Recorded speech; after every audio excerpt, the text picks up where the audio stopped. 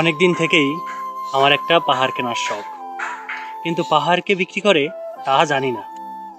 যদি তার দেখা পেতাম, দামের জন্য আটকাতো না। আমার নিজস্ব একটা নদী আছে, সেটা দিয়ে দিতাম পাহাড়টার বদলে। কে না জানে পাহাড়ের চেয়ে নদীর দামই বেশি। পাহাড়ের স্থানও নদী বহমান, তবু আমি নদীর বদলে পাহাড়টাই কিনতাম, কারণ আমি ঠকতে চাই। নদীটাও অবশ্য কিনেছিলাম একটা দ্বীপের বদলে।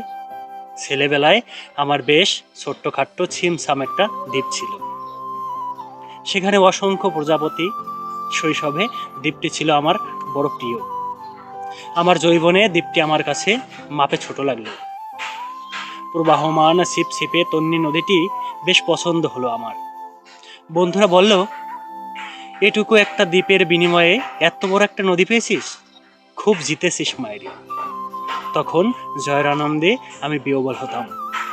তখন সত্যিই আমি ভালোবাসতাম নদীটিকে।